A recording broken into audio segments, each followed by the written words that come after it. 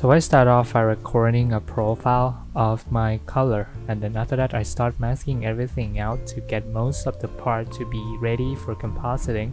It takes a while to get used to it, and I do a little bit of a manual masking to get everything work as best as I can. It's not a precise selection, but at least it got the work to be done roughly, because after that you're gonna go to the background and maybe background can hide a bit of your mistakes.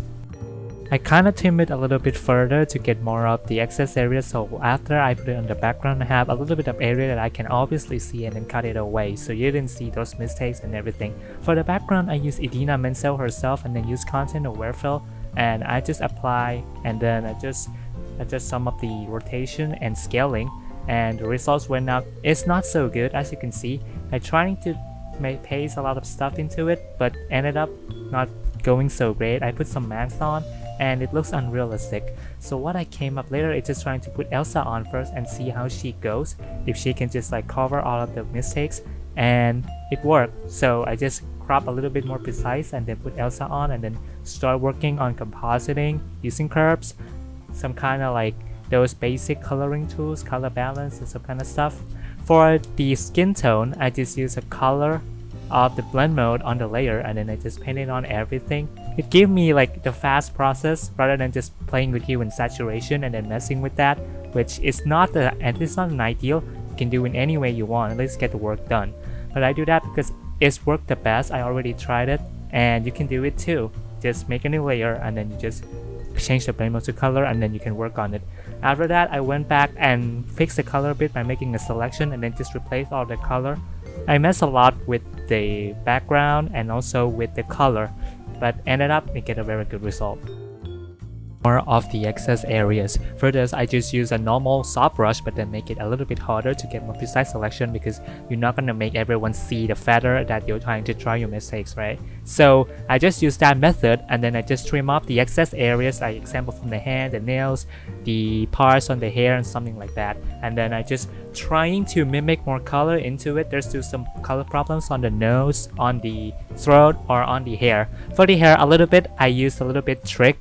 For Photoshop still it doesn't have like adjustment layer on another adjustment layer, so I just like make it have a little bit more vibrance and lower the saturation. And then after that I just look for a headphone and then I got up with a Logitech G4 or G7 I think it's just G7 you will see on the video. And then after that I just trying to see it and then it just works very well. I know a lot of people don't really use like Logitech headphone because they're mostly for gaming, but it's fine. For this one, we're just gonna make it fictional, and I like Logitech. Let me know in the comments below if you like Logitech or not. Let me know. After that, I warp a little bit of the overcombing part, and then I figure out there was a little problem with like the cloth over the head that you put over it to make like some stretch to it, and then I just really messed up with like trying to mimic those parts into together. I warp it and then I trying to make it as seamless as I can, but it's not really into that because like when the photo from Logitech that is a PNG is in a standstill position, it doesn't have any stretch, so I cannot find anything else.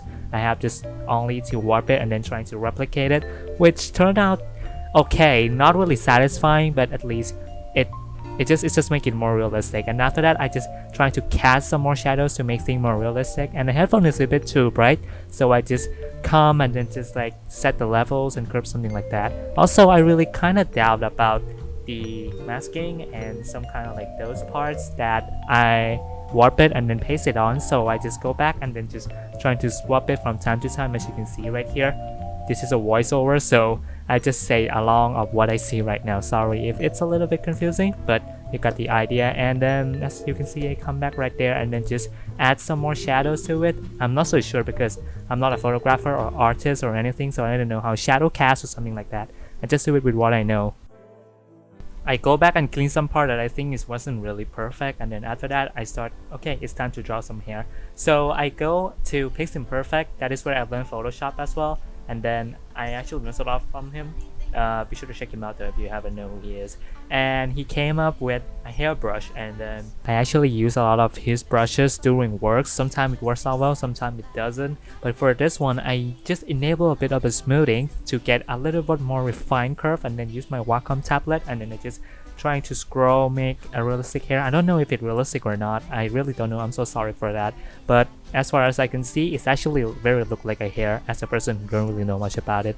And then after that, it's time to make a little bit of the touch up, maybe a little bit shadow, make it a little bit more feathery because light is never harsh. And then I add some more contrast manually to the headphone to make it look a bit more realistic. Maybe it's a bit dirty, I'm not so sure, but at least that actually get the job done and very good. I tried to illuminate the light on the headphone though, but it doesn't work very well, maybe because I didn't have much experience with it. I go right ahead and save the file, and now I try to color grade it manually, but actually it doesn't really work well. So I just try go back and then go to camera raw filter, and then I just adjust every value as much as I can. I go with like highlights and something like that. I try to make it dark as I can. I want to make it look like Netflix series if you ever watched Netflix before, or some live action movies, but it doesn't really work that way. But at least I got it to work like a teal and orange style by using some color grading stuff, and it actually looks pretty dope. And I mess around with vignette a bit. If you have more idea how vignette actually works, be sure to tell me though.